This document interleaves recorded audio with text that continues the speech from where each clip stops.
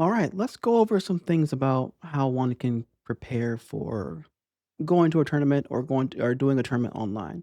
This is going to get a little rambly, so there's going to be cuts everywhere. So I'll just start off.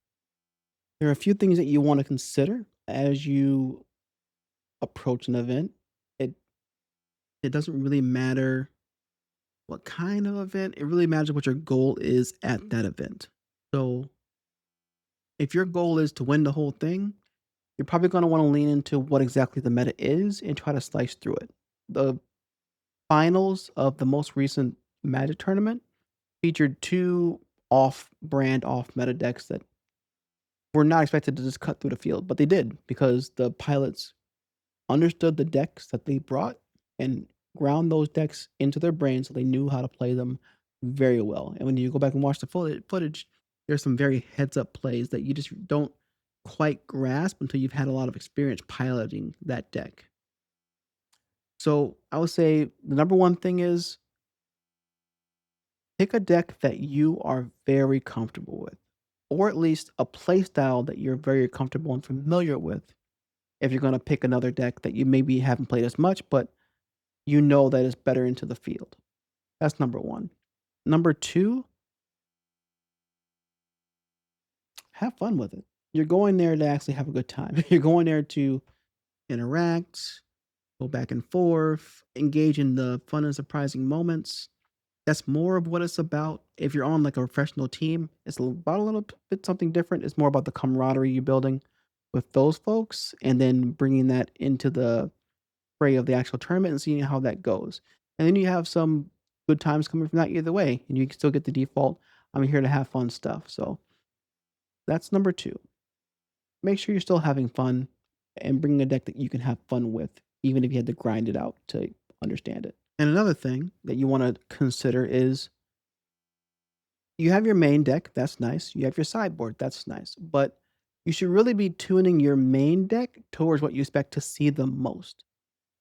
That's just a tip that I've realized that I could have been doing better in past events that I've gone to where I have excellent answers to what I would see game 1 from a lot of decks, but they were in my sideboard most of the time because what I put in my main board was the stuff that I have wanted to do for fun and play first. And that's not really a winning formula in a lot of situations because you're gonna give away game 1 a lot trying to do that. So, I think a lot of decks that people are gonna be bringing are the ones that can play those cards that do well in the metagame game 1 that naturally fit into the main board automatically.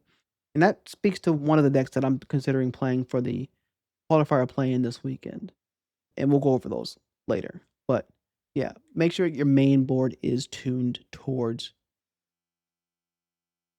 having good play against what you expect to see in game 1, not necessarily what you built the deck as first. And from there, let's go over what I'm looking to look at. So, as I mentioned before, I'm looking to go into the Qualifier Play-in event on Arena, the best of 3 one that's coming up tomorrow. I have 4 deck choices I'm going between. I think the first swing at the event using my play-in points, I'm gonna use Mono White Selesnya Angels, mostly because it's a bit aggressive and it can play Clarion Conqueror profitably in the main board. So that Badger Mole decks aren't all that scary and I can play Momo on 1, Clarion Conqueror on 2, and then say go. And if they're playing Badger Mole, it's gonna be a rough day for them. And then if they're not, I can just try to aggro my way in the other way. So that's my first swing at it. The second one, either way, I'm gonna try to run with one of my pet decks, and that is a weapons manufacturing deck where it's got a biotech specialist, weapons manufacturing, and Umbral Caller Zealot with Rotten Mouth Viper at the top.